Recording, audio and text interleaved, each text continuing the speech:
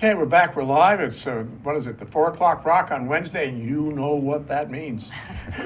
It's Energy Wednesday. Hawaii, the state of clean energy. The story unfolds.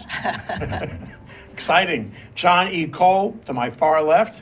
He's with HNEI, Hawaii Natural Energy Institute, former commissioner of the Public Utilities Commission. And to his right, Barbara Laflin Treat from Hawaii Gas, program manager there. Yes. And Shasha Fesharaki of Facts Global Energy, FGE. So delighted to have you all here. Thank you for coming down. Thank you for having us. So we're in a roll about LNG. We've been talking about LNG a couple times. We'll talk about LNG some more. Today we'll talk about LNG. And the title that has been assigned by our esteemed friends at the Hawaii Energy Policy Forum is there a role for LNG in Hawaii? Do any of you have any views on this question? Well, let me ask it this way.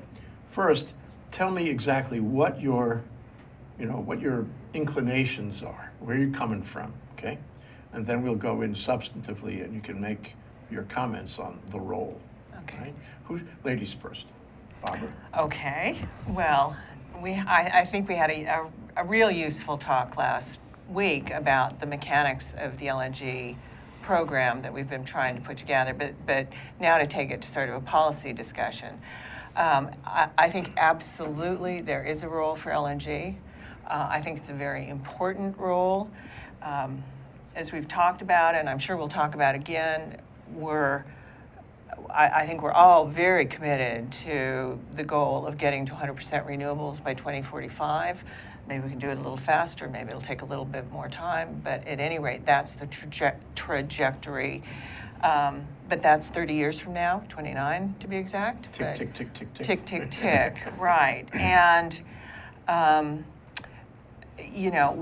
we've got a long time during which, as we make the $30-odd billion of investment that's going to have to make, and we go through the development process, as we install all the new renewable electricity generating facilities that are going to have to be installed, as we do all the grid upgrades, as we do all the things that are going to have to be done to get us to that, and ultimately a lot of battery storage, we're going to be using some sort of, and I hate to use the term, but fossil fuel, if you will, for a long time to provide base load stability to the generating system here in the state. And so from our perspective, the question is, are we going to do that? Are we going to provide that, long, maybe 30 years, 20 years, 30 years of baseload power using oil and coal, or is there a cleaner way to do it that will use the existing facilities but save money and reduce emissions while we get to that 100% renewable goal? And from our perspective, LNG will save a lot of money. We've talked about that, and we'll talk about it more.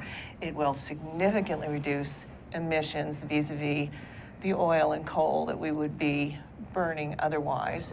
And we think it plays a really significant role because it can also support engines that are rapid ramping and very flexible and can respond to the increasing intermittency of renewables. So from our perspective, the answer is yes. Okay. Can I ask some questions about this? Yeah. Okay. We talked last time about how there's a 15-year depreciation, so to speak, useful life of the infrastructure that has to be put in. And the infrastructure was to be put in was roughly going to be 2021, we hope 20, not good. 2020, whatever it is. So 15 years after that, it's going to be 2035, roughly 10 years from D-Day. Okay. Now, you contemplate in the role, so to speak, a gradual diminution of the use of LNG as you approach the end of the useful life of that infrastructure, or is it going to be just turn it off at 2035? Well, as I think it was Murray Clay said in the first session in response to a similar question, the useful life of that infrastructure goes well beyond the 15 years. Most of this equipment is good for 30 years. The pipes in the ground can be used to, at that point, and that's going to be just about all there is, other than, this offshore mooring. The ship will float away, There'll be an offshore mooring, which may be used to bring in something else. I don't know. It could be used to bring in biofuels, for that matter.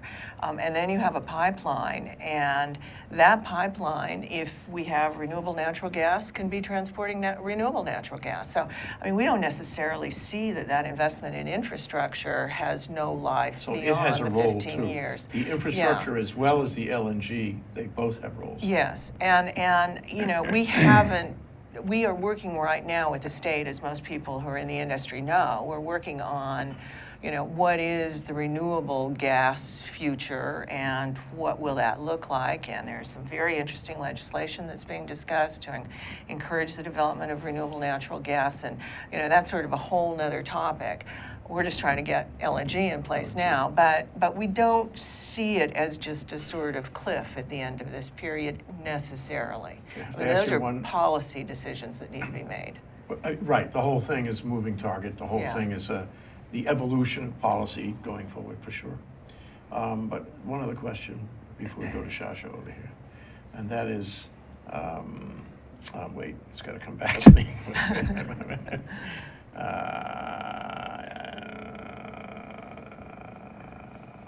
We'll go to Shasha. But we're coming back. Okay. Well, Shasha, how much of what Barbara said do you agree with? Well, I agree with pretty much everything she said. I mean, you asked fundamentally, is there a role for LNG in the state of Hawaii? And I say with 100% resounding yes. And we've been looking at this issue, as John and Sharon and yourself know, since 2004 for the state.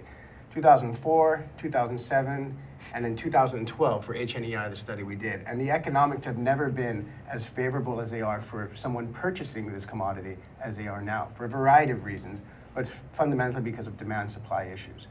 But I think it's important to kind of frame the context here that we talk about LNG versus renewables. It's not LNG versus renewables, okay? Because 100%, you know, baseload renewables are not ready to be deployed on a large scale tomorrow or in 5 years. It's LNG versus the current alternatives, which is oil, and to a lesser extent coal, but particularly oil. So when you compare those two, it is a no-brainer when you put all the facts on the table. It is substantially cheaper, it is substantially cleaner burning, and people want to talk about life cycle emissions. Well, heck, life cycle emissions for oil are 1,000 times worse. Not to mention, there's all the geopolitics concerned with that. So when you add this all up together, it's really, really a no-brainer. And I'm going to share with you a little later, when you're ready, some numbers that are going to blow your mind away. I know I'll be ready, because I'm always ready to have my mind blown away. So now you're into pricing, you're into markets. I mean, you've been studying oil for a long time, and that's your forte, I think I would say. Well, I actually have been focusing specifically on the LNG markets for the last 10, 12 years. Okay. I mean, our company does oil and natural gas, but that's kind of been my specific LNG. focus. Yeah. All right. So how confident are you on a scale of 1 to 10 that you can predict, you know, that the price of LNG will stay at, you know, at an attractive rate? No one can predict it. Okay, but what we can do is structure the contract that it's going to guarantee a discount to the alternative, which again is oil in this case. So the way the contracts are structured, Yes. you're linking up, at least in the case of Hawaii Gas, a 30% discount to the cost of crude oil. So it's tied. It's tied. Oh, It's tied. So that way you always know that going to you're be in better better than your shape. alternative. That you're going to be better. So that's how you can ensure that. Who knows what it's going to be? But again, if you can ensure that it's better than your alternative, why not go down that path? Yeah. And I guess this is when I want to share just a few numbers, which my little notes right here, which This is is pretty the beginning of a mind-blowing. long part of the program. Just a few numbers. No, from Shasha. just a couple few numbers, okay? Because right now, where oil prices are, LNG delivered to the power plants on the island of Oahu would land at about $6.50, and for a technical term, that's dollars per million BTU. Okay, right now, what Hawaiian Electric paid last month for fuel oil in their power plants for LSFO was $7.40, and for diesel, $12.60. Okay, there's going to be new MAT standards coming in the next month, so they're going to have to blend these fuels. So the ultimate liquid fuel pool price is going to be even higher.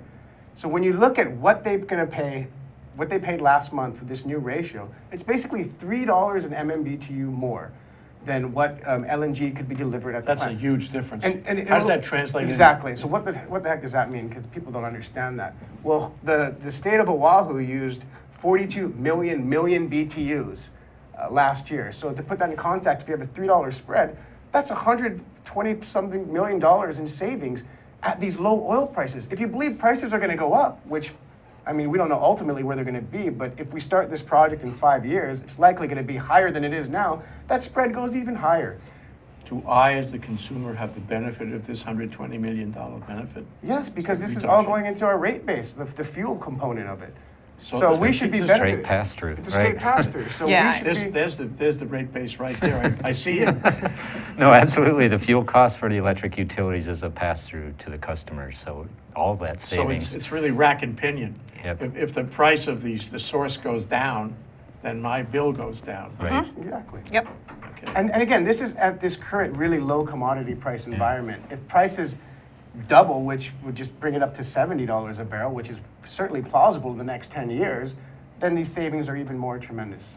Yeah. Yep. I remembered my question, by the way. And I think I'll give you both my question, okay? I go all three, my question. So you're talking about generating electrical power in lieu of,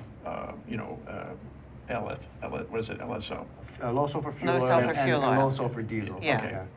Okay. What about other uses? I mean, let's not skip other aspects of the quote role Yeah. for LNG. What other uses can you think of for LNG going forward? Well, I don't know. Do you want to talk about it, John? I mean, Sasha's the expert, but from the report he did for us, I mean, there's a lot of other jurisdictions that use LNG for ground transportation, marine transportation. It can be used as a feedstock to make hydrogen as a storage, energy storage. So there's a lot of different uses that it could play. So that could, help increase the volume we bring here and perhaps discount the price even more. Yeah. So, If you, Is this in your plan, Barbara? I mean, you're going to expand it beyond just generation? well, again, all of these are policy decisions that the state's going to have to make.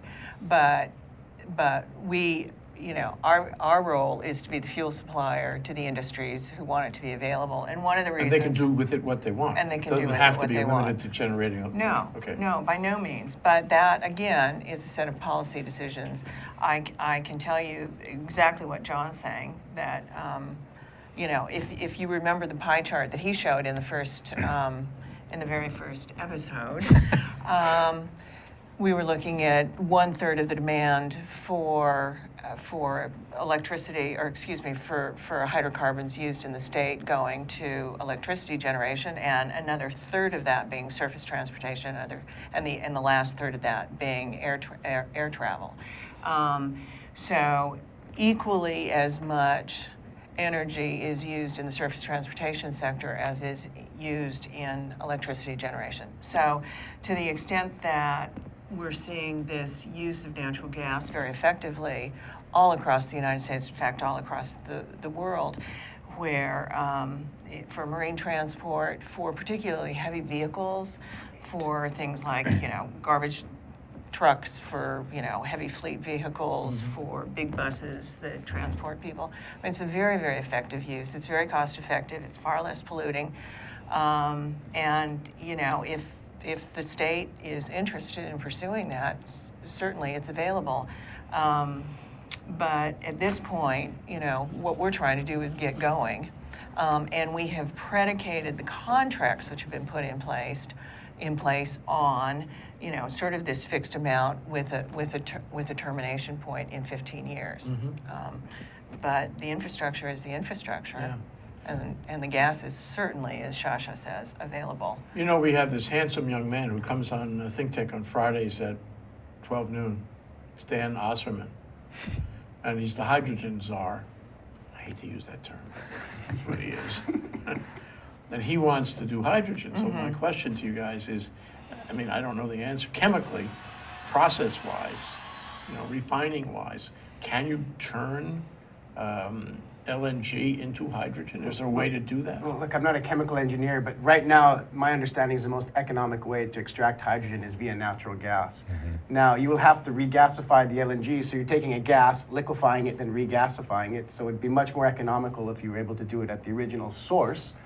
But that being said, yes, you can do what you described. Now, whether the economics pan out, that's something And that we we'd don't have know. to, we don't We know. don't know. We'd have to look at that. But it's Yeah. certainly technically feasible. And certainly people are looking at renewable hydrogen using wind power and those sorts of things. So, maybe it's a combination. I don't know. I mean, that's a a leap beyond where, where we've been focused. But again, as you look at the future for the state, it seems logical that we're going to make some interim steps before we get to this, ultimate goal of 100% renewable. And as John's been saying in episodes 1 and 3, I don't see why we should take options off the table. I think LNG makes tremendous sense economically, environmentally, in terms of the expediency with which you can reduce emissions and save costs and, support intermittent renewables, that it makes tremendous sense in the electricity sector, and that's where we've been focused. If we then want to look at it for some of the other sectors, that's Like what transportation. policymakers- And we can talk about that after the break. But right now, John, as my co-host, is going to take a break. John, why don't you take a break? You want me to leave? No, what do you want to say? I'm kind of imitating John now. We're going to take a break. And presto, watch this. Aloha, my name is Justina Spiritu, and I'm the co-host of Hawaii Farmers Series. This is my co-host, Matthew Johnson, and you can catch us every Thursday at 4 p.m. at thinktechhawaii.com. What do we talk about, Matt? So on Hawaii Farmers Series, we're going to be bringing on the farmers and also supporter of farmers, including restaurants, caterers, as well as government supporters and nonprofits to hear their background stories and understanding our local ag community just a little bit better. Yeah, essentially, there's a lot more that goes into farming and the local food community beyond just producing the food. And we want to feature and get the background story on all these folks and see how we all work together as a community. So join us every Thursday. Aloha. Aloha! Hello, my name is Patrick Bratton. I'm host of Global Connections here at Think Tech Hawaii. We broadcast live every Thursday at 1 p.m. We bring Hawaii to the world and the world to Hawaii, talking about international events and various things of interest to the audience. Please join me. I look forward to talking with you and having you get to meet some of my guests. Aloha.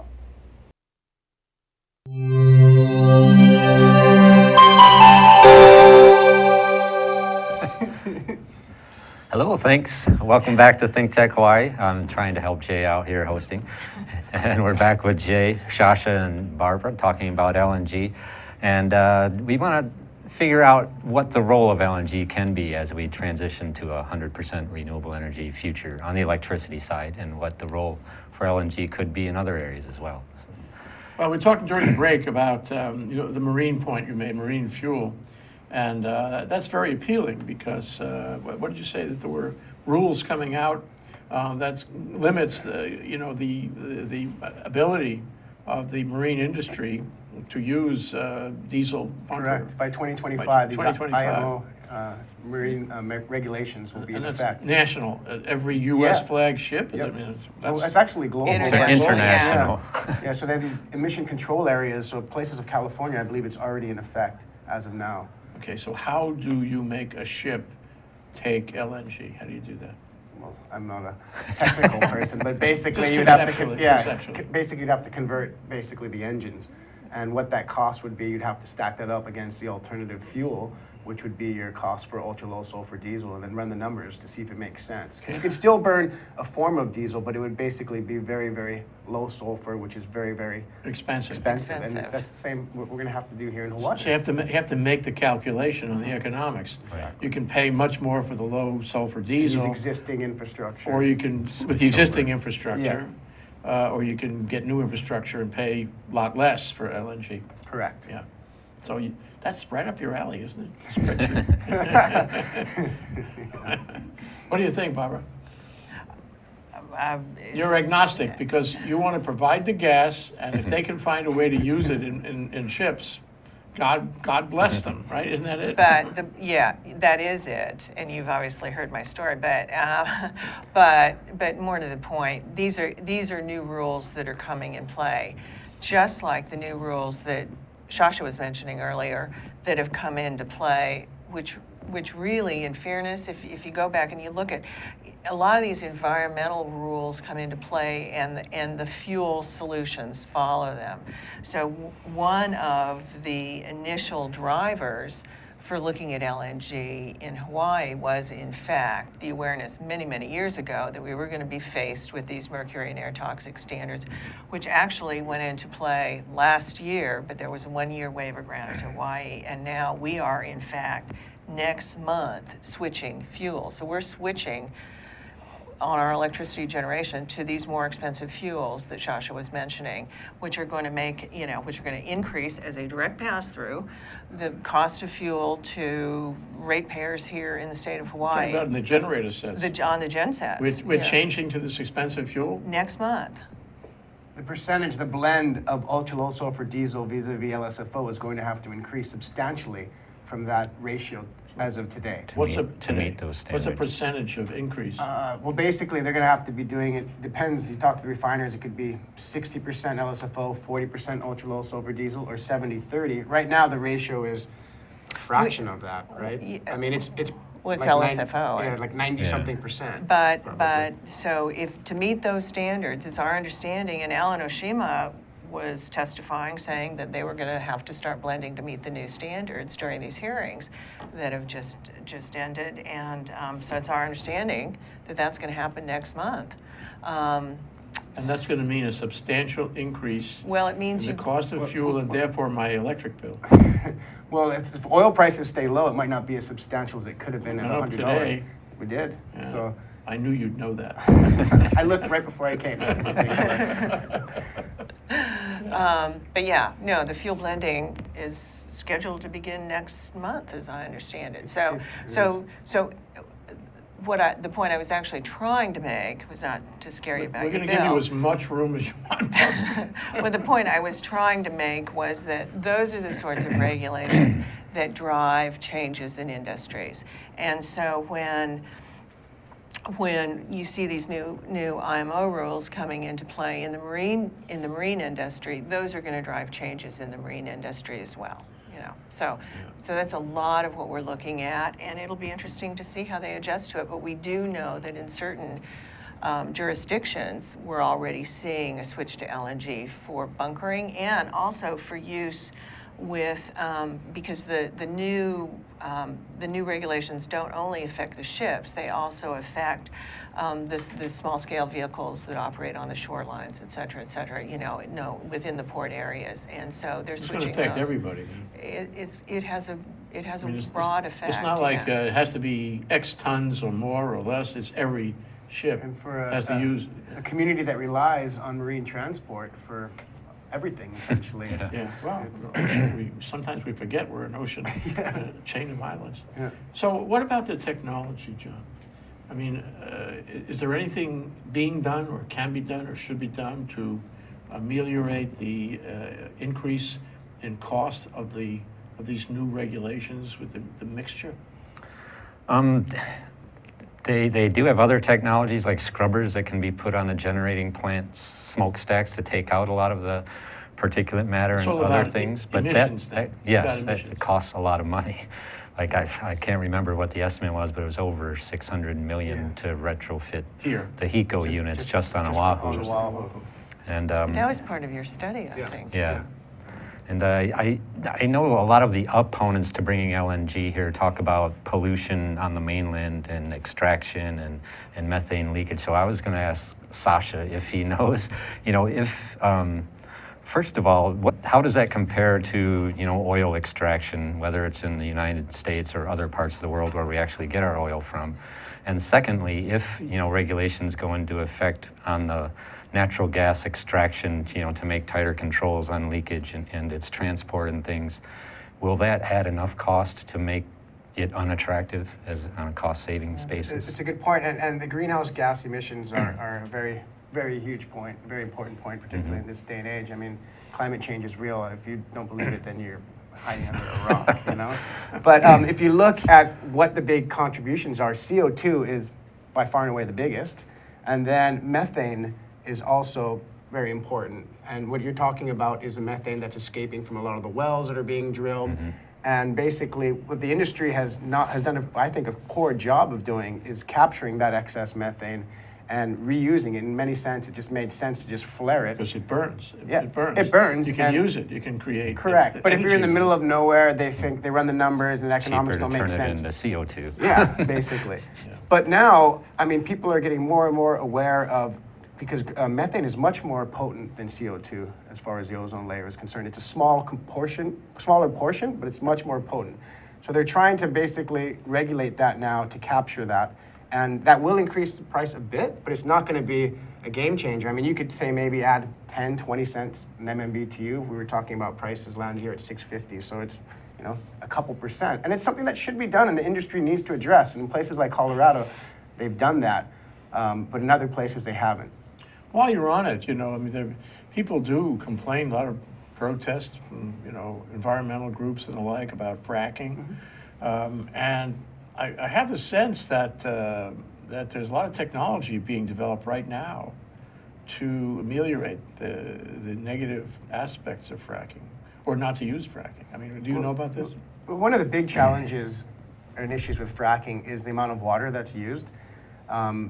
So basically, you have to use a lot of water, you pump it down, and then you have the water come back up, and then many times it's spilled, or not many times, but in the past it has spilled, and that causes an issue. So they're looking at things like waterless fracking, using things like propane and other alternatives, so you don't have to basically put a strain on the water resource and have these kinds of issues come up. So there are some technologies with respect to that. Yeah. Yeah. So that would, you know, deal with some of the issues. I mean, objections, yeah. Yeah, some of the issues, but people are always going to have issues to any industrial process. So Sure. whether it be oil, you know, creating whatever it may be, you know, I mean, Or coal, for example. or coal, Batteries. yeah, batteries, whatever it may be. So, I mean, nothing is perfect, but can the industry do better? Certainly. Are they working towards it? Yes. Well, I think we'll take another break. I'll handle this one, John. Thanks. But when we come back, I would like to touch on the Mirai, you know, and the possibility of using those and where that all fits, the role of LNG in transportation. Is there a car? Can there be a car that could use LNG? There already is. Oh, okay. Well, don't spill. That's Shasha Fesharaki, FGE, and Barbara Laflin Treat of Hawaii Gas, and John E. Cole from Hawaii Natural Energy Institute. We'll be right back with more. Aloha, namaskar, and hello. My name is Anu Hittel, and I host the show called Climate Change Beyond Outrage.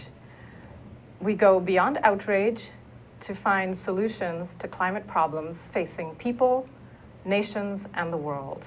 I hope you will join me here every Tuesday at 1 o'clock. We broadcast live from thinktechhawaii.com. Aloha and bye-bye. Aloha, my name is Carl Campagna. I am the host of Think Tech Hawaii's Education Movers, Shakers, and Reformers. You can see our show every Wednesday at noon at 12 p.m. on thinktechhawaii.com, as well as visiting YouTube and finding the link for the show there. The show is also aired on OC16. We look forward to seeing you on the show. We have many wonderful guests, including Joan Husted, Corey Rosenlee, where we talk about the very important issues of education for our keiki. We look forward to seeing you there. Mahalo.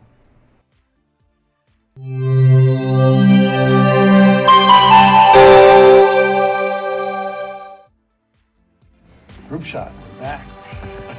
Okay, and that's John E. Cole, Barbara Treat, Shasha Fesharaki, and me. Now this scar over here, I'm not Scarface. I was moving furniture for the benefit of ThinkTech.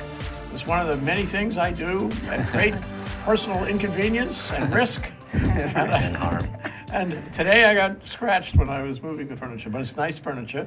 Come up and see our studio, and you can see the furniture. It was not damaged.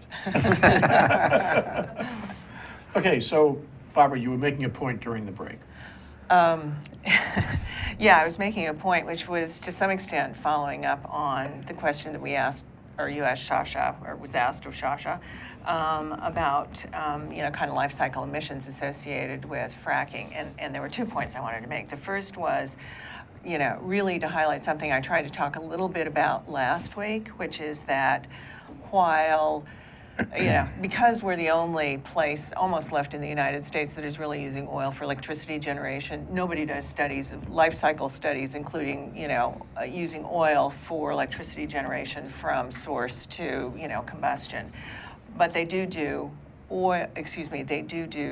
coal studies, comparing life cycle emissions on coal from extraction to generation versus natural gas. And the study that was done by PACE recently, which most people think was fairly comprehensive, found that the life cycle emissions for natural gas versus coal were 70% less than the life cycle emissions from extraction to combustion, to the burner tip, for coal. So that's a pretty significant difference if you look at that study, which is one of many that have been done. And the point would be that LNG is cleaner than coal, it's cleaner than oil. Yeah. If you have to have a fossil fuel, it's the cleanest of all fossil fuels. And then the other point, You're right. hope, You're right. yes, by far. Cleanest burning, yeah. And then the other point I did want to make, which was something that we discussed with Richard last week, was simply that, if there is a significant objection on a variety of reasons, on a variety of bases to, sort of LNG, which is extracted using hydraulic fracturing, we certainly have the ability to bring into the state gas supplies that come from the many sources in the world that do not use hydraulic fracturing, that use traditional extraction technologies. And so that's a very real option for us, and we can put that on the table, and that's one of the policy decisions which we can make. What about that? I mean, so right now, we contemplate getting the LNG, I don't remember, from a port in Canada, was it? No. From the West Coast? That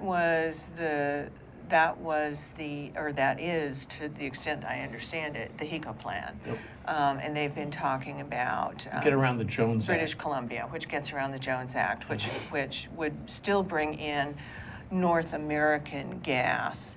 But gas and LNG are available from a wide variety of sources. Shasha is one of the In the world's country, great... in the mainland. In No, the in the world. globe. I mean, Well, I wanted to ask, so if we start out, for example, with the mainland as a source, out of, I don't know, say the Port of Los Angeles, for example, and that for some reason doesn't work, or we find that we got to go to a second source, or we should have more than one source, what's the next source? Where would you go after that? we wouldn't get it from anywhere in the U.S. because of the Jones Act issue, and there's no LNG carriers that are Jones Act compliant. So we wouldn't get it from So somewhere. you It's can't. not even, possible. All right. So the most likely place would be somewhere like Australia, which is on its way to being the world's largest LNG exporter. And these gas fields are offshore gas fields in the middle of nowhere, basically. And the only way to monetize that, it doesn't make sense to build a pipeline onshore. And even if you did, there's very few people in ship Western goes out Australia. there.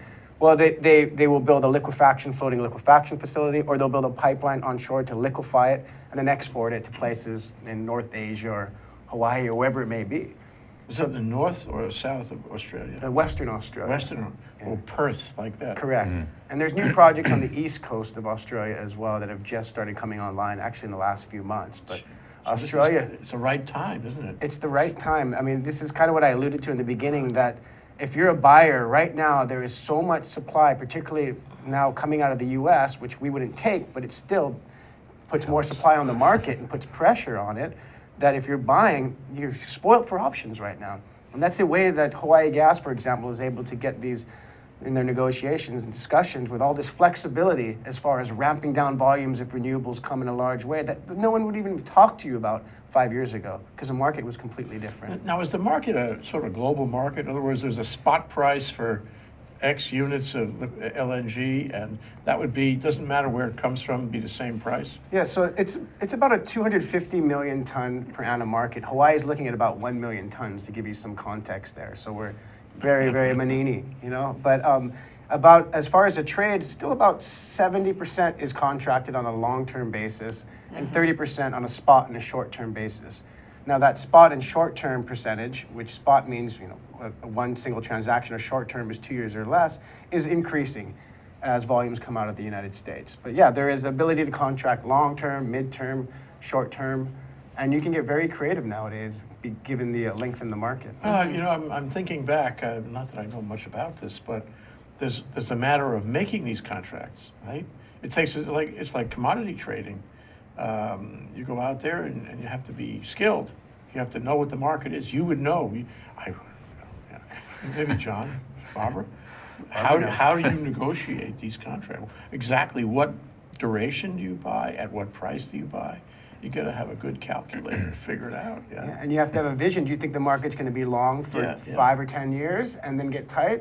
You know, then you're going to wait or try and contract long term now because you know it's going to get tighter later, or is it going to be the opposite situation? So this is the kind of debates that people in Hawaii Gas have with consultants such as ourselves, or lawyers who are very skilled in these kind of contract negotiations, and just go to the supplier and strike a deal. Yeah.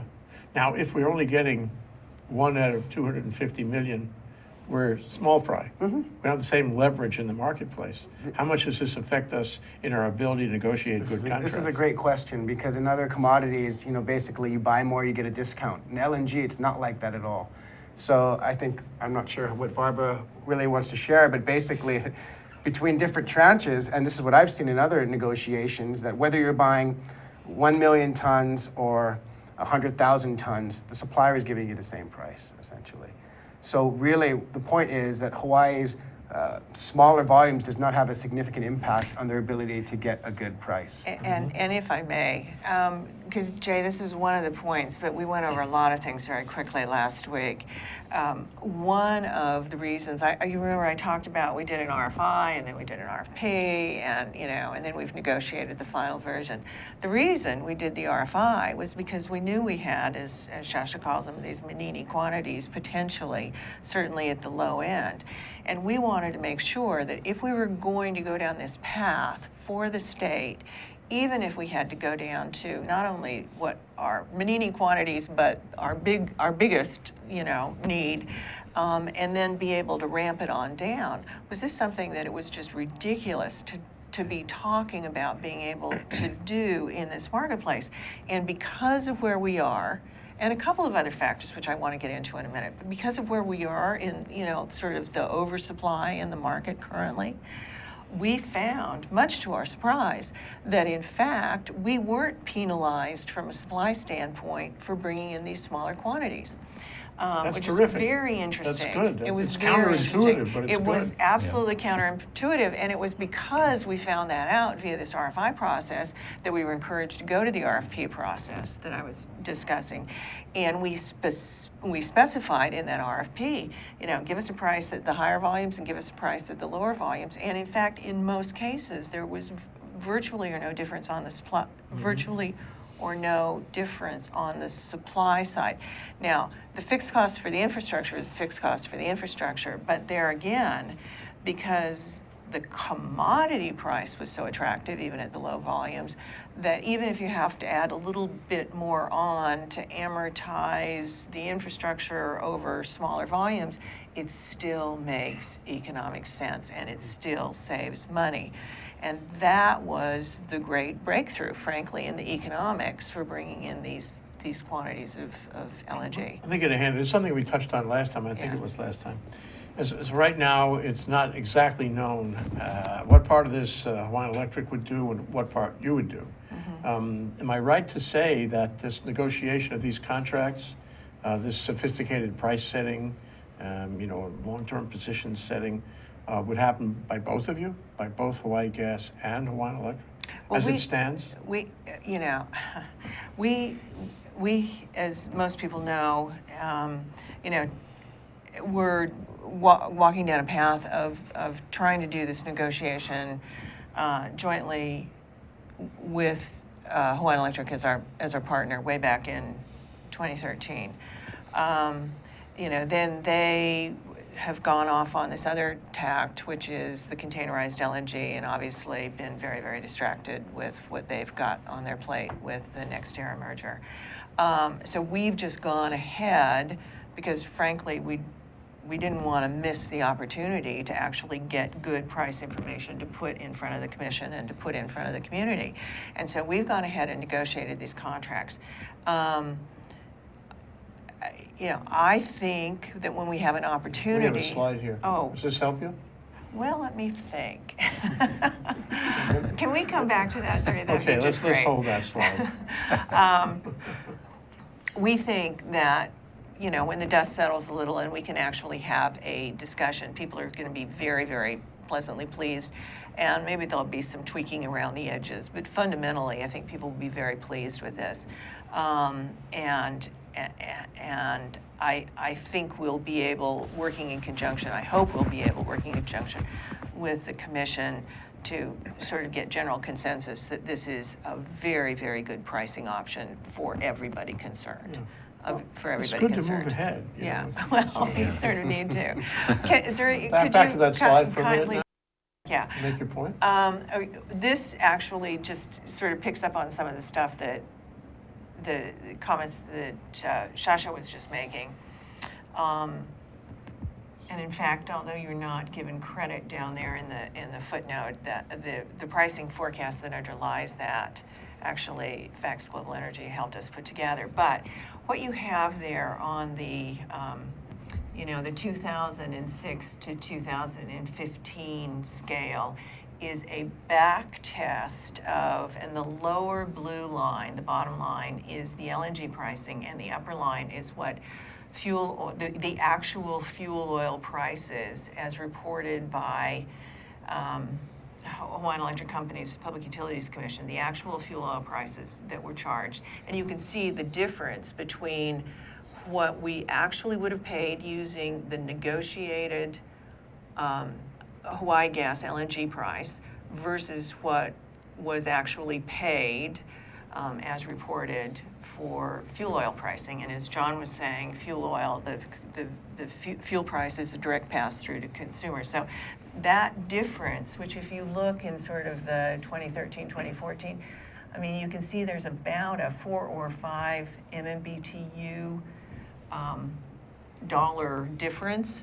And going back to what Shasha was telling you about 50 million MMBTUs per year, $5 times 50 million MMBTUs is, $250 million. That's a lot of money. That's the infrastructure. That could cool a few That pays for classrooms. the And more. infrastructure. Yeah, that pays for the infrastructure in a year. And then going forward, what you have on this chart, the lower line is what we project based on, a steady state Brent forecast. So, the LNG is a formula against Brent.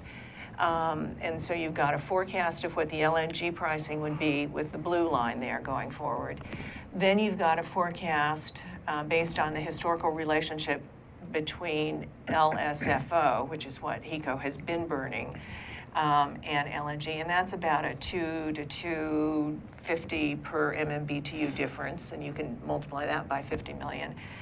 And then the upper line is the new fuel that we're going to have to move to in the spring of 2016 that we were just talking about, which is a blend of diesel and fuel oil to meet the new MAT standards.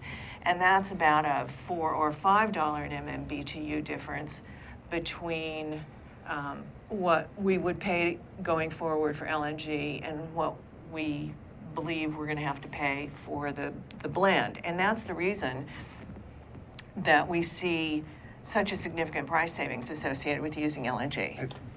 You had another chart, though. Yeah, I had more than one. Yeah, okay, so that is looking out 15 years to 2034 from 2019, which is maybe an optimistic starting point, but move everything back a year if you want to. And what you've got there is the year-by-year savings. And what is important about the way we did this chart is if you look at the savings today, this is volume adjusted, okay? And this is really an important point. We are not forecasting, if you look at the line that's going up there, the cumulative line, it goes up to about 1.4 billion. You remember when Murray was on, he said, their Monte Carlo simulation indicated that we might be able to save $2 or $3 billion over the 15 years. we can come up with that number quite easily, frankly. But if you assume that you're going to have to ramp down volumes over time to a low of about 200 or 400 or 300 or 400 thousand tons per annum versus 1 million tons per annum, which is where you're starting out, and you take, the $3 or $4 an M over whatever the volume is, but you ramp down the volume over time, that's why that line goes down. If you didn't ramp down the volume, that savings per annum would stay at the 120 to 140 million a year line. But even if you ramp it down, your cumulative savings is about $1.4 billion. And that assumes that in those out years where the volumes are going down, you are amortizing that fixed investment over a smaller volume of LNG. And I wanted to show that because that's one of the questions that people have had. Yeah, but if the volume goes down, does it still make sense? And the answer is yeah, Important it still question. makes sense. Thank you for answering it. Shasha, you had something. No, just real quick, just forecasts are forecasted. We all know that they're 100% wrong. We just don't know how wrong they're going to be. So another way to look at it is if you just, we've looked at the comparisons from a $20 oil universe to a $150 oil universe. And basically, anytime oil is about $25 a barrel, Brent, or above, LNG is going to make sense in the context of Hawaii Gas's plan for the state of Hawaii and the future MAT standards we have to have. So that's just a way to kind of think about this. We don't know exactly what the ultimate savings are going to be because we're all doing forecasts, but really, if you believe oil is going to be $25 a barrel or higher, LNG is a no-brainer from an economic standpoint. I believe that. I do I don't think too. there's any question. I do too. It's never going to get less than that. Never. I'll never say never, Yeah. but No, for I a will, sustained of amount of course. 2 time. years ago. Okay. Anyway, all right, John, it's time for you to summarize this discussion. No pressure. No, I think we heard a lot of positive things today about LNG and how it can help us get to our 100% renewable future. The economic benefits, cleaner emissions benefits, and the benefits peripheral to the electric generation systems and other things it can be used for. So to me, there's not a reason to not move forward down this path. I mean, I wouldn't be all in at this point, but let's move the discussion forward. It's been kind of stagnant for a long time, and given what we've learned over the last few weeks, I think it really should be looked at hard and moved on if it can help us get where we want to go and save money and air emissions at the same time.